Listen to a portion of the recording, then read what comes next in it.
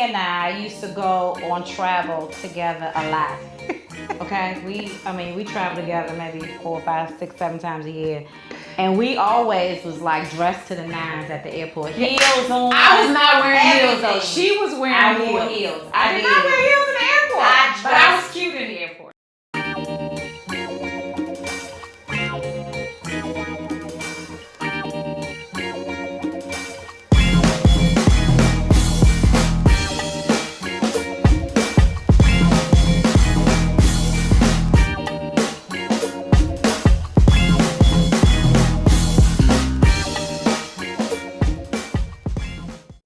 Today, I don't know if it's a good or bad thing to talk about, but I know it's a necessary thing to talk about. And today we're going to be talking about the look of leadership.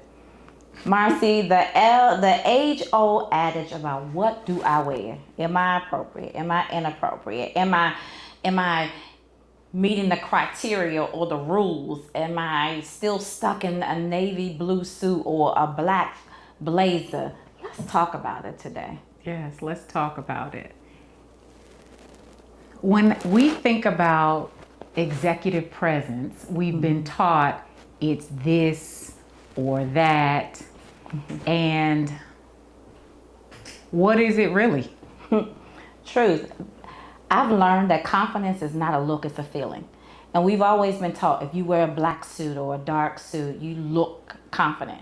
I don't care what I have on. If I don't feel confident, it's not working. So how about I show up as my true self? If that means redefining the rules, maybe I feel most confident in flowers. Is that inappropriate to be a CEO and wear a floral blazer? Marcy, let's have the tough conversations because I was recently running for office and I always felt like I had to fit the mold of the politician. The hair has to be a certain way.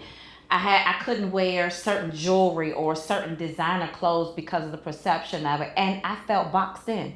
And that was probably the time you liked me the least because you were like, you weren't your true authentic self. How can you lead somebody into unknown territory if you can't even be yourself? Yeah, I think it is a question that we have to ask ourselves repeatedly. Yes. I don't think executive presence is one thing or the other. Is it either or? I think what we are discovering is that it can be and both. Yes. Right? So you talked about running for office. So let's dig into that a little bit. Give us an example of what your standard uniform was when you were running for office. And then I will tell you what it was missing. Yes. And then maybe we can let's dig into that a little bit. What was or said differently, did you have a uniform? I did. How did you show up on the campaign trail? I probably have maybe 9 navy blue suits. Like that was it. Like if I wanted to wear my black because I wear black in winter, summer, spring, and fall. Black is my standard color, my favorite color. Black is my favorite color. Yes. Okay, so let's put that out. Maybe we should start at black is my favorite color. It is. Black is my favorite color. It's my safe color. It's my confident color. I don't gotta pull on it when I got on black. I already know the look of black. Seamless color. When I was running for office, everyone told me I had to have a navy blue suit. What is the significance of navy blue, or where is the power in the blue suit? They wanted to continue the tradition that's always been done. It's like men have run for office traditionally, and they've always had either a black or navy blue suit. And to break outside of that mold was uncomfortable for the people that were leading me into office because they know that this is what has always worked. Do you have any regrets about the navy blue suit? I have a lot of regrets about the navy blue suit because I feel like that we were born to rewrite the rules. And I felt like I wasn't owning myself. I was becoming what I didn't like. Oh, wow. I was becoming the reason I ran for office because the rules are now redefined. Okay. And we are the ones, the trailblazers, that set a new standard. Like what used to work is not what worked before. When you first became CEO, if I can remember correctly, Marcy, you had on these bright, beautiful, bodacious red pants. I did have And I you did have on red owned pants. that stage.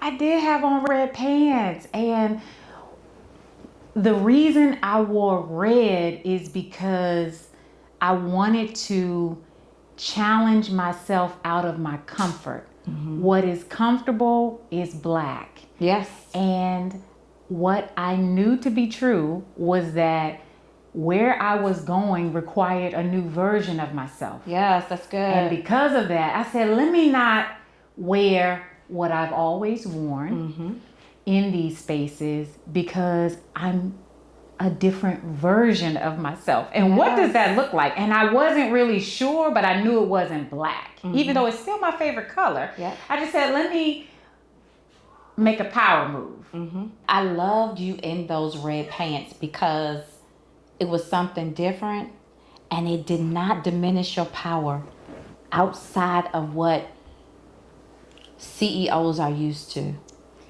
I think I'm also leaning into, because I'm still getting used to it. I'm leaning into defining what a CEO looks like. So it's not just a black or a navy suit. And It's not just a roller wrap. You can wear braids. You can be blonde and short. You can be red and long. You don't just have to have that roller wrap or a ponytail. yes, and one of the things that I wanted to make sure as I am evolving is that I'm not assimilating to the environment. Yes. I am deciding and defining what leadership looks like at this level. I am defining what leadership looks like at this level. And some days it looks like me in a blazer, a skirt, and tennis shoes. Yes. Other days I'm in a floral pantsuit. Some days I'm in a dress with no jacket. I am really getting a feel for what to wear that makes me feel most like myself. And you're saying what I think needs to be echoed in everywhere we go in. What leadership looks like is unique to you. Yeah. It's not about what somebody else wore and you're continuing a pattern. It's about breaking the mold and finding what works for you. Yeah. Having on an outfit or wearing your hair a certain kind of way does not diminish your creativity, your voice, or the impact that you'll have. No, and it doesn't even express your intellect. Yes. Some people can't get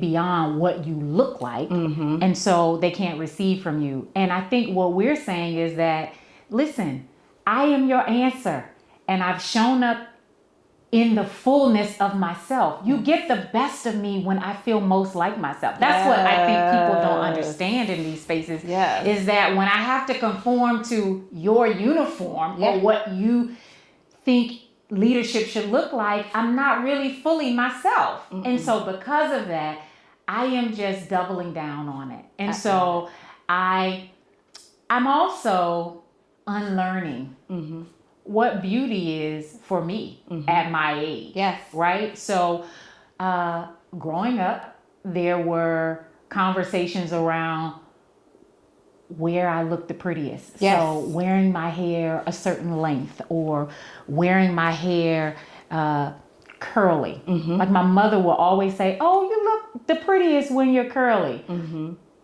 And today I'm unlearning that because I'm the prettiest however I'm showing up. Yes. And so, like, are there things that you have upset? Are there norms that you have upset? Are there things that you've changed in your look that you wish you had done sooner? Look, honestly, I have owned myself at pretty much every stage of my life except when I was running for office. Okay.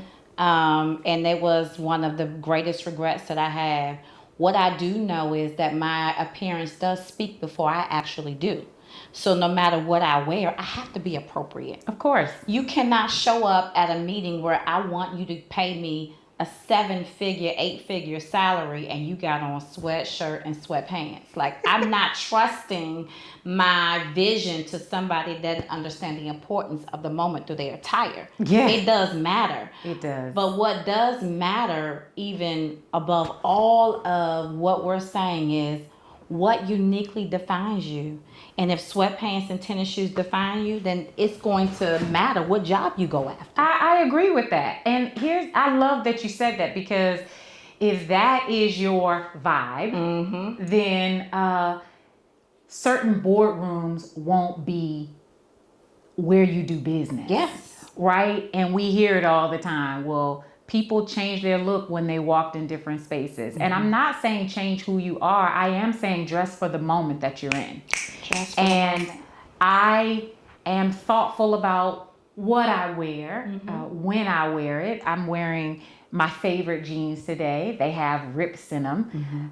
I will likely not wear this to a board meeting, even in a casual environment with my board. That's However, I do allow myself to be casual, because sometimes being overdressed is off-putting to the audience. Yes, that's So true. sometimes what you wear can make you unrelatable to the audience. So I just think all those things matter. And I also think that what is professional is also changing. How do you find the balance of it all, Marcy? Like, how do you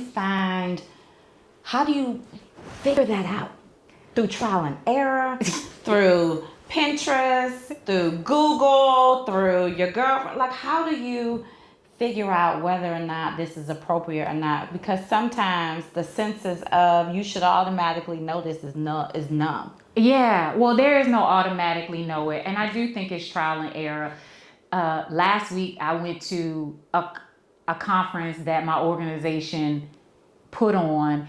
And the second day, so I wore a pair of tennis shoes with my suit, which was a skirt. And I didn't have a choice to wear the tennis shoes because my back was hurting. And so sometimes the life that I'm living is requiring me to do different things. Yes. And because it was the last day of the conference, most people are in travel attire, that was appropriate, because nearly everyone had on jeans. And I did not wear jeans. I still had on a suit, but I wore white tennis shoes. And it still felt very executive. And I still felt like myself, and I was respected as the leader of the group. However, 3 years ago, 2 years ago, I would have tortured myself in a pair of heels. Yes. Because of the environment. Marcy and I used to go on travel together a lot. Okay, we travel together maybe 4, 5, 6, 7 times a year, and we always was like dressed to the nines at the airport, heels on. I was not wearing heels though. everything. She was wearing I heels. wore heels. I did not wear heels in the airport, but I was cute in the airport. Yes, I dressed to the nines because I thought that was how you were supposed to show up. Like, when I go to the airport, I want to look like I'm going somewhere, or I'm come from somebody that know better. And now at 50, I think I probably discovered this at 45, 44. I'm not wearing heels to the airport. But we still cute. We still cute, but I almost broke my neck. That's probably why I stopped getting on the escalator with heels and a bag. I was fighting for my life. So it's probably through trial and error. You lived to tell your I story. lived to tell my story, but the thing that I owned was, it was my choice whether I wore the heels or not. And it was my choice to get out of the heels.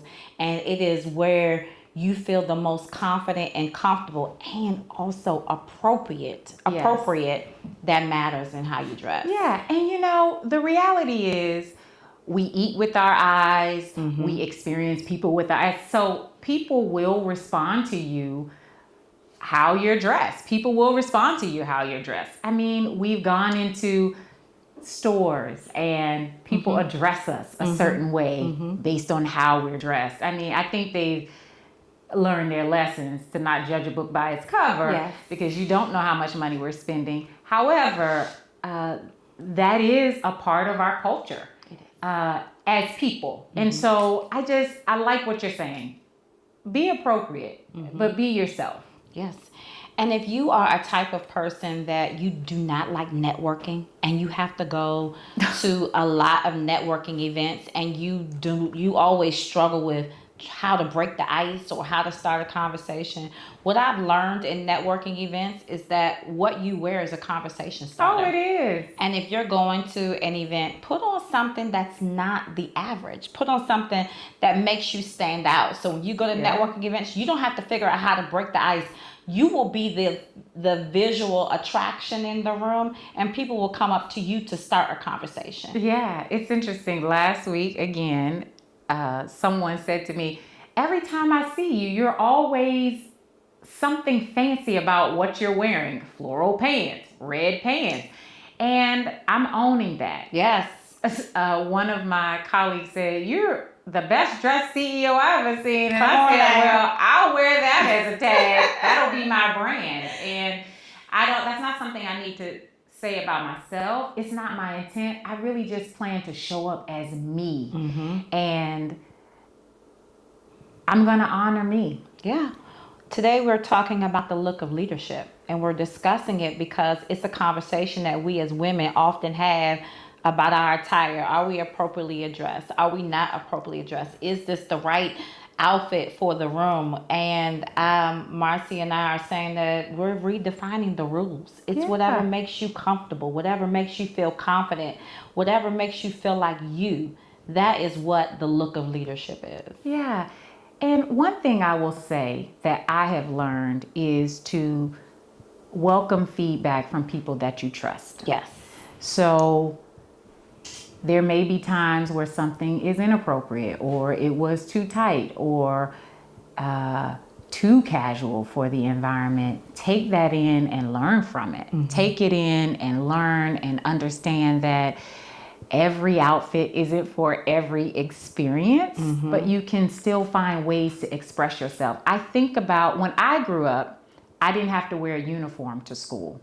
And so I think about young people now as they often have to wear uniforms to school. How do they express themselves? It's the same thing, right? There are environments that require you to wear certain things, but there are still opportunities for you to express yourself. So maybe it's in the shoe I wear. Yes. I might wear black, but my shoe is a pink. Or so I just think it may be in your accessories or your jewelry. So look for ways to be yourself. Yeah. Take feedback, accept feedback, welcome it, and then ask. I call people all the time and say, what do you think about this? This is what I was thinking. And It's okay not to fit in. yeah. I wish that if I was to do anything again when I was running for office, it would be to always show up as Nakia, not to try to continue what you hate because you think that it is the right thing to do. No, the right thing to do is to own me no matter what room I'm in. I love that. So the look of leadership is unique to you. Yeah. And as long as it's appropriate for the moment, it's appropriate for you. Absolutely. I love it. And have a go-to color. You can wear your black in the summer, spring, winter, and fall. Have it. If that's your go-to color, own it. If florals is your go-to color, own it. But Marcy, as we conclude this moment, I don't know if you have one, but is it a moment that you just had an epic outfit fail? Like it was one of those, what was I thinking? Yeah. Well, I look back at lots of pictures. And maybe it's not an outfit, but maybe it was a hair moment. Oh my God, we had some hair moments. So maybe it was a hair moment. So I can't pick out one, but I had many hair moments, and I was just thinking like, why did I wear my hair like that? Didn't nobody love me? People Nobody like was loving me. Nobody was loving me. So I will say this: I've had many moments where I've looked back and was like, what was I thinking? And with the hair moment, I'm certain that there was a outfit moment, something that made me look frumpy, or there's not really a color that I can't wear. So I don't think that there was a color. I know some people are just like, oh, I don't wear red. Listen, I'm also challenging myself. I'm going to do something. Listen, I'm shocking the system. Sometimes you got to shock the system. I mean, you know, after wearing long hair, I cut my hair short, and I'm still working through it because certain environments, I want a soft look, and I haven't figured that out yet. But look, I'm working it out. We are working. Well, what about you? What about you? I've had many epic fails, but the one thing that I can say that I am grateful for the evolution of, and it's the fact that you can comfortably wear braids in leadership positions now. Yeah. Like you can wear your hair in a natural hairstyle and don't feel as if you're going to be treated differently because of it. While it still exists, I'm not saying that it does not. The fact that I see more women doing it in confidence and boldness is beautiful. Yeah, I love that. I tell you, I was asked what is my favorite hairstyle, and long Senegalese twist is that's my favorite hairstyle. I feel most like myself when I'm wearing my hair in braids or twist. And I haven't worn my hair like that because my environments aren't as friendly to that. However, it's my favorite thing, and I'll pop out there here and there because I'm always shocking the system, and I'm letting people know don't try to put your finger on me. I will do whatever whenever I get ready. Yes. And it's so vital that we own who we are, so much so that there's legislation out, the Crown effect. Yeah. I mean, you had to pass legislation for us to own who we are. So it is my heart's desire that you tap into who you are and that you own you no matter what room you walk in, no matter where you go, that whatever style you choose is the one that you feel comfortable with. Yeah. I'll just say, as a final note for me, confidence begets confidence. Yes. And so when you show up, you make being confident and owning your light attractive. And that's really what we want to do. We're modeling confidence, and we're modeling be yourself. Be yourself. And that's our charge. As we close the podcast, our charge is be you, no matter what it looks like. Yes. Our call to action for you is to own who you are, own it unapologetically, and tell as many people as you can. Be yourself. That is the only way that you're going to actually, your life can look like a success, but not feel it. Oh, that is the only way that you're going to feel like your life is a success, is if you're walking in it in your true self. Yes.